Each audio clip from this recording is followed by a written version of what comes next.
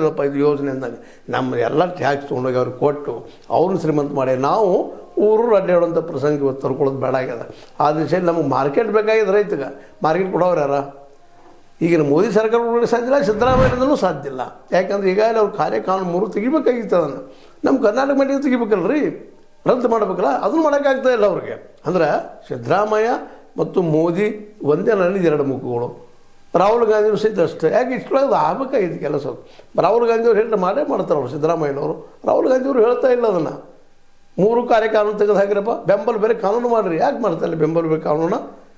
ಅವ್ರು ಮಾಡೋದು ಇಲ್ಲ. ಯಾಕೆಂತಂದ್ರೆ ಮಾಡ್ಬೇಕು ಇಷ್ಟೊತ್ತು ಮಾಡ್ತಿದ್ರು. MS ಸ್ವಾಮಿನಾಥನ್ ಆಯೋಗ ಯಾಕೆ ತಂದಿಲ್ಲ ಅಂತ ಇವ್ರು ಕೇಳ್ತಿದ್ರು.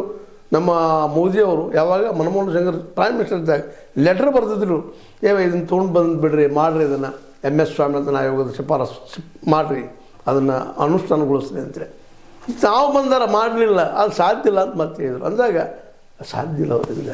ನೀವು ಅವ್ರನ್ನ ಮುಂದೆ ಬೇಕಾದ ಹೇಳಿದ್ರು ಬೆಂಬಲ ಬೆಲೆ ಕಾನೂನು ಮಾಡ್ತೀವಿ ಅಂತ ಅನಿಸೋದಿಲ್ಲ. ಅದಕ್ಕಾಗಿ ಇವರು ಬೆಸ್ಟ್ ಇದು ಮಾಡಿರಿ, ಕೆಲಸ ಮಾಡಿರಿ, ಎಷ್ಟು ಒತ್ತಡ ಮಾಡ್ತೀರಿ ಮಾಡಿರಿ, ಒಳ್ಳೆಯ ಪ್ರಯತ್ನ ಮಾಡ್ತಾಯಿದ್ದೀರಿ. ಮೊನ್ನೆ 3,300 ತೊಗೊಂಬಂದ್ರಿ, ಆದ್ರೆ 4,700 ಖರ್ಚಾಗ್ತದೆ. 1 ಟನ್ ಕಬ್ಬಿಗೆ ನಿಮಗೂ ಗೊತ್ತದ. ಅದು ಹೆಂಗೆ ಏನಪ್ಪ ಇವತ್ತು ಅಭ್ಯಾಸ ಮಾಡ್ತಾಯಿದ್ದೀರಿ ನೀವು, ಒಳ್ಳೆ ಡೆವಲಪ್ಮೆಂಟ್. ಆದರೆ ಪ್ರತಿ ಟನ್ನಿಗೂ ನಾವು ₹1,000 ಲಾಸ್ ಮಾಡಿಕೊಡ್ತಾ ಇದ್ವಿ. ಮತ್ತು ನಮ್ಮ ಸಾಲ ಹೋಗ್ಲಿದ್ರೆ ಹೆಂಗೆ ಹೋಗ್ತದೆ ರೈತಂದ್ರೆ ಹೇಳಿದ್ರು. ಖರ್ಚು ಎಷ್ಟಾಗಿರ್ತದೆ, ಬರ್ತದೆ ಅಷ್ಟ, ನಾವೇನು ಮಾಡ್ತೀವಿ. ಅದಕ್ಕೆ ಪ್ರತಿ ವರ್ಷ ಭಾಳ ಆದರೆ ಕಬ್ಬಿನ ಬೆಳೆ ನಾವು ಕಮರ್ಷಿಯಲ್ ಕ್ರಾಪ್ ಅಂತ ಕರಿತೀವಿ. ಅದಕ್ಕೆ ವಾಣಿಜ್ಯದ ಬೆಳೆ ಅಂತ ಕರ್ಕೊಳ್ತೀವಿ.